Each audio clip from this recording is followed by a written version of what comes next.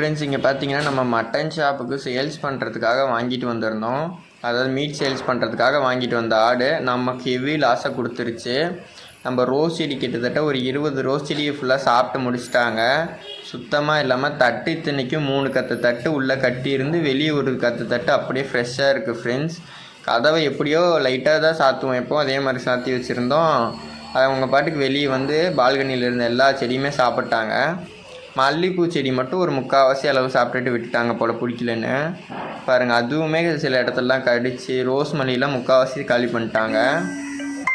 அந்த அளவுக்கு தான் ஃப்ரெண்ட்ஸ் நமக்கு இருக்குது. 3/4 செடி எல்லாமே காலி. ரோஸில் பார்த்திங்கன்னா ஒரு 3லேருந்து 4 செடி அளவுக்கு பாதி ஸ்டெம்ஸ் விட்டு வச்சுருக்காங்க. இது பார்த்திங்கன்னா என்ன சொல்கிறதுனே தெரில, அந்தளவுக்கு மோசமாக காலி பண்ணிட்டாங்க. கேஸ்கட் ரோஸ்லாம் பாருங்கள், இதில் சின்ன சின்ன கிளையெல்லாம் கிடந்துச்சு. அதில் ஒரு கிளை மட்டும் எடுத்து நட்டு வச்சுருக்கோம். அதோடு நம்ம காஷ்மீர் ரோஸெல்லாம் ஃபுல்லாகவே மொட்டை அடித்து விட்டுட்டாங்க. பாருங்கள் எந்த அளவுக்கு டேமேஜ் ஆடெல்லாம் பண்ணுதுன்னு சொல்லிவிட்டு. நீங்கள் உங்கள் வீட்டில் ஆடு இதெல்லாம் வச்சுருந்தீங்கன்னா செடியை கொஞ்சம் சேஃபாக வச்சுக்கோங்க ஃப்ரெண்ட்ஸ். இத்தனைக்கும் நம்ம கடைசியில் ஓரளவுக்கு காப்பாற்றவும் நமக்கு மல்லிகைப்பூலாம் தப்பிச்சது. பார்த்திங்கன்னா இது கேஷ்கட் ரோஸு, அது கடிச்சு போட்டிருந்தது, எடுத்து நட்டு வச்சுருக்கோம். இப்போ தான் பார்த்திங்கன்னா ஃபேண்டா ஆரஞ்சு, அதுக்கப்புறம் நம்ம எவ்வளோ காஸ்ட்லியான இருந்த ரோஸ் செடி எல்லாமே கடிச்சு போட்டாங்க. அதாவது பேரடைஸில் சுத்தமாகவே இல்லை. இந்த செடியெலாம் பாருங்கள், நிறைய க்ரோபேக்ஸ் எடுத்துகிட்டு போய் வச்சு இந்த மாதிரி பாலி பேக்கில் போட்டு வச்சுருந்தது எல்லாமே அவங்க கடிச்சு காலி பண்ணிட்டாங்க. அதனால் நம்ம எடுத்துகிட்டு போய் சாயில் மட்டும்தான் அதெல்லாம் இருந்துச்சு, அதெல்லாம் எடுத்துகிட்டு போய் மாயல் மாடியில் வச்சுட்டோம். இது பார்த்திங்கன்னா நம்மளோட எப்படி சொல்கிறதுன்னு தெரியல, அந்தளவுக்கு டேமேஜஸ் இருக்குது நம்ம செடி எல்லாமே. இது என்ன செடின்னு தெரிஞ்சால் மறக்காமல் கமெண்ட்ஸில் சொல்லுங்கள் ஃப்ரெண்ட்ஸ். என்னென்னு எனக்கு அவ்வளோக்கா சந்தேகமாக இருக்குது, நீங்கள் கரெக்டாக சொல்லுங்கள் பார்க்கலாம்.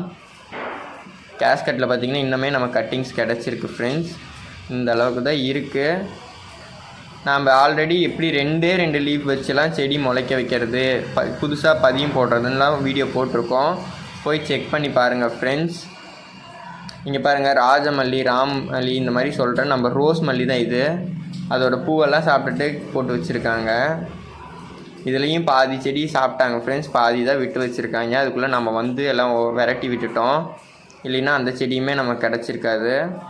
காஷ்மீர் ரோஸ் பதிவு போட்டுருவோம் ஃப்ரெண்ட்ஸ், 2 இலை வச்சு எப்படி உற்பத்தி பண்ணுறதுன்னு சொல்லிவிட்டு அதை போய் செக் பண்ணி பாருங்கள்.